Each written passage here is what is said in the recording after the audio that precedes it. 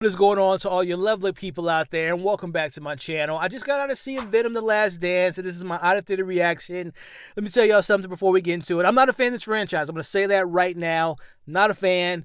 But I will say, positively speaking, this truly does embody the kookiness, the craziness, and the peculiar tone that these films go for. Like, it truly has a bizarre charm to it. I'll say that, positively speaking.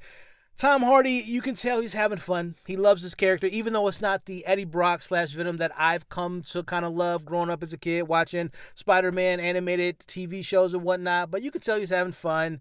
Other things I would say, has a really cool, like, upbeat hip-hop soundtrack that I enjoy. I know Tom Hardy's a big hip-hop fan, so I enjoyed the soundtrack.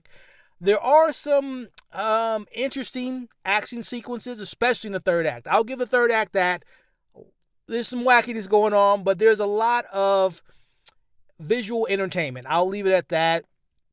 Outside of that, y'all, again, I'm not a fan of this franchise. The tone isn't for me at all. The story in this one, I'm not trying to get into a review because this is a reaction. I thought the story was literally like a symbiote all over the place. It was trying to grab on to something, but it just died out. I mean, there is these two plots in this film that are just from a completely different movie. One that involves Juno Tempo and her being a scientist, and her backstory is ridiculous. Then you have Chiwetel Ejiofor, who I love. Why, my brother? Why was you in this movie? Because, my goodness. And then there's this family, which has some charm, but it's like, what movie are they in? And then you got Tom Hardy, and don't even get me started on Noel. Listen, this is the last time Sony has fooled me. Away with it! He can't keep getting away with it!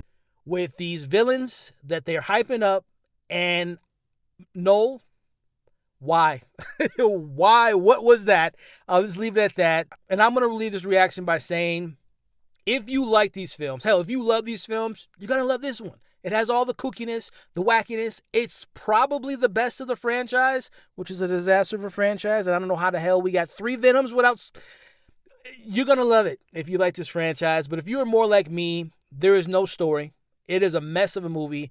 If y'all was making fun of Madam Web with the editing and the ADR, y'all better not let Venom slide, because the editing and the filmmaking was horrendous. I'm going to end this by saying, if you love these movies, you're going to love this film. But if you don't like these movies, you're not going to be a fan of this film. Like, this isn't going to bring in new fans. But that's just my thoughts. I didn't like it. I will never see this movie again, just like I've only seen the other two, Venom 1 and Venom 2, one time. And Venom 3 is going to be a one time for me. But hey, if you like it, I love it. Because I like when people like stuff, even if it isn't that good. But anyway, that's the end of my out-of-theater reaction for Venom: The Last Dance.